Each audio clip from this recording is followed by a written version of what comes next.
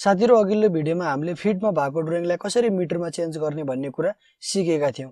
आजको भिडियोमा म तपाईलाई मिटरमा भएको ड्रइङलाई कसरी फिटमा चेन्ज गर्ने भन्ने कुरा सिकाउने छु। र यदि तपाई यो कुरा सिक्न चाहनुहुन्छ भने प्लिज भिडियोलाई पुरा हेर्नु होला। म अन्तिमसम्म स्टेप बाइ स्टेप मिटरमा भएको ड्रइङलाई फिटमा कसरी चेन्ज गर्ने भन्ने कुरा सिकाउने छु।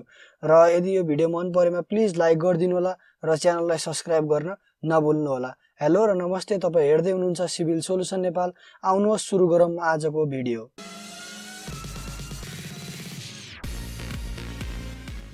साथीहरु हेर्न सक्नुहुन्छ मैले आफ्नो पीसी को स्क्रिन शेयर गरिसकेको छु र यहाँ चाहिँ मैले एउटा ड्रइङ पनि ओपन गरिराखेको छु। जुन ड्रइङको युनिट चाहिँ मिटरमा रहेको छ। यहाँ हेर्न सक्नुहुन्छ मैले तपाईहरुलाई जुम गरेर देखाइसकेको छु। यो मिटरमा रहेको छ र यहाँ चाहिँ मैले केही डाइमेन्सन मात्रै दिएको छु।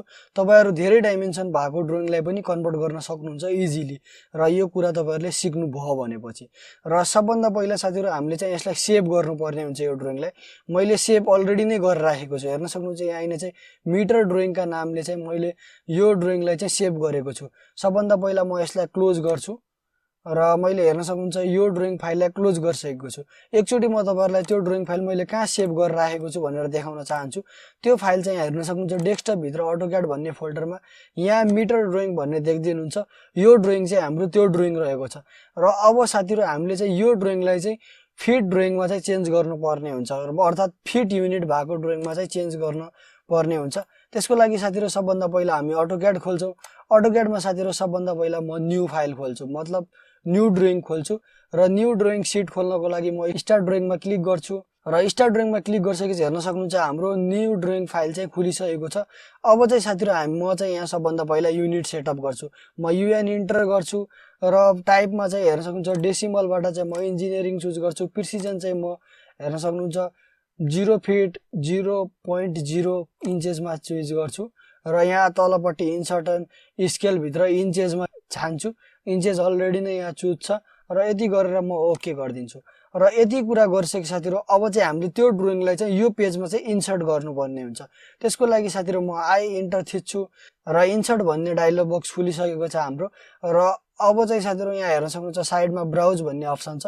यो ब्राउज भन्ने अप्सनमा म क्लिक गर्छु र क्लिक गरिसकेपछि डेस्कटपमा जान्छु। डेस्कटप भित्र AutoCAD भन्ने फोल्डर भित्र हेर्न सक्नुहुन्छ हाम्रो यो मिटर भन्ने ड्रइङ चाहिँ रहेको छ र यो ड्रइङलाई सिलेक्ट गरेर म चाहिँ ओपन गर्छु र ओपन गरिसकेपछि अब चाहिँ साथीहरु तपाईहरुले यहाँ केही कुरा विचार पुर्याउनु पर्ने हुन्छ।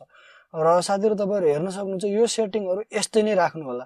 इन्सर्टन पोइन्टमा स्पेसिफाई ओन स्क्रिनमा चाहिँ टिक लागेको हुनुपर्ने हुन्छ, स्केलमा चाहिँ टिक नलागेको हुनुपर्ने हुन्छ र रोटेसनमा पनि टिक नलागेको र तलपट्टि युनिफर्म स्केलमा पनि टिक लागेको हुनुपर्ने हुन्छ र ब्लक युनिट चाहिँ हेर्न सक्नुहुन्छ मिटर्समा छ भनेर यसले देखाएको छ र यो फ्याक्टर पनि यतिकै छोड्दिनु होला।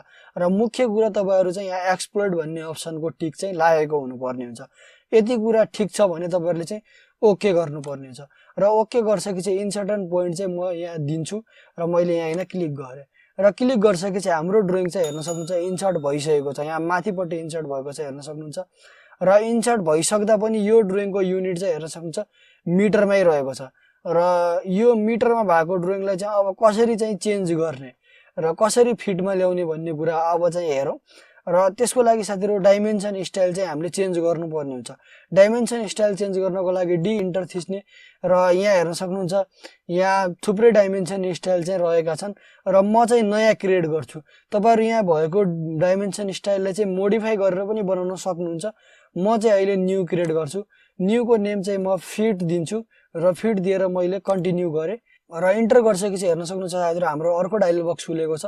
अब चाहिँ म यहाँ टेक्स्टमा जान्छु र टेक्स्टमा चाहिँ हेर्न सक्नुहुन्छ एलाइन्ड विथ डाइमेन्सन लाइनमा म क्लिक गर्छु र फिटमा जान्छु र फिटमा पनि हेर्न सक्नुहुन्छ over with dimension line with लिडरमा क्लिक गर्छु र यो क्लिक गरिसकेपछि म चाहिँ प्राइमरी युनिटमा आउँछु र प्राइमरी युनिटमा हामीले बुझ्नुपर्ने कुरा छ। अरु कुराहरु त्यति नगरे पनि प्राइमरी युनिटको कुराहरु चाहिँ मिलाउनु पर्ने छ।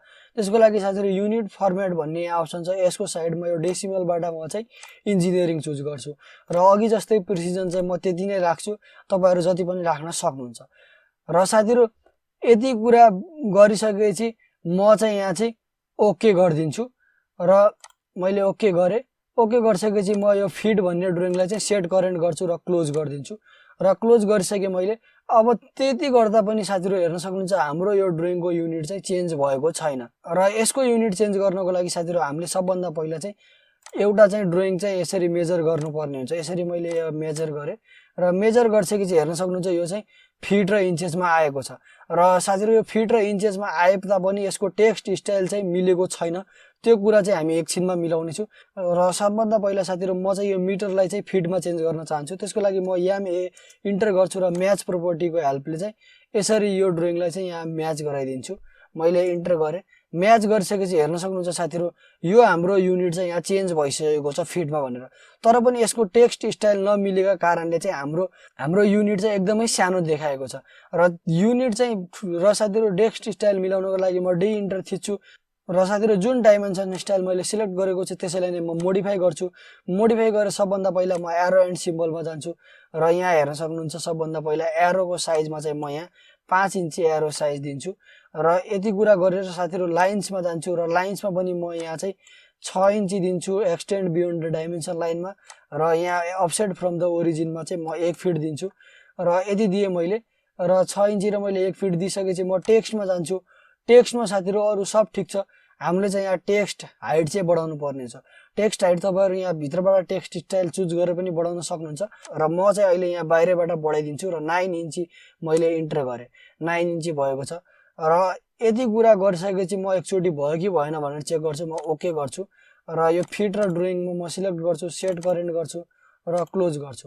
अब चाहिँ हेर्न सक्नुहुन्छ हाम्रो टेक्स्टको र एरोको साइज चाहिँ बढिसकेको छ र यो ड्रइङको लागि फिट भएको छ र साथीहरु हाम्रो यो जुन मिटरमा भएको ड्रइङ चाहिँ फिटमा चेन्ज भइसकेको छ। तपाईहरु यहाँ मजाले पनि हेर्न सक्नुहुन्छ र साथीहरु यो चाहिँ युनिट चाहिँ किन चेन्ज भएन भन्नु होला। यो चाहिँ हामीले म्याच प्रोपर्टी गराउन छुटाएका छौं। त्यसको लागि म याम ए इन्टर गर्छु र यो युनिटसँग चाहिँ यो युनिट म्याच गराउँछु र यहाँ पनि हाम्रो छुटेको छ, यहाँ पनि म म्याच गराउँछु र यति कुरा गरिसकेपछि म इन्टर थिच्छु र अब चाहिँ हेर्न सक्नुहुन्छ हाम्रो ड्रइङको सबै युनिट चाहिँ फिटमा चेन्ज भइसकेको छ मिटरबाट। र साथीहरु तपाईहरु पनि यी स्टेप्सहरु फलो गरेर चाहिँ आफ्नो मिटरमा भएको ड्रइङलाई चाहिँ इजिली फिटमा चाहिँ चेन्ज गर्न सक्नुहुन्छ। र साथीहरु तपाईहरुले हेर्नुभयो आज चाहिँ हामीले कसरी मिटरमा भएको ड्रइङलाई चाहिँ फिटमा चेन्ज गर्यौं भनेर र मलाई विश्वास छ तपाई पनि मिटरमा भएको ड्रइङलाई चाहिँ फिटमा चेन्ज गर्न सक्नुहुनेछ। र साथीहरु मलाई आशा छ तपाईहरुले यो भिडियोबाट केही नयाँ कुरा सिक्नु भएको होला र साथीहरु तपाईहरुलाई यो भिडियो कस्तो लाग्यो कृपया आफ्नो अमूल्य सुझाव तल कमेन्ट बक्समा लेख्न नभुल्नु होला र यो भिडियो मन परेमा प्लिज लाइक गर्दिनु होला र यो भिडियोलाई बढी भन्दा बढी शेयर गर्दिनु होला र यो च्यानललाई सब्स्क्राइब गर्न नभुल्नु होला। Thank you so much for watching this video. जय नेपाल।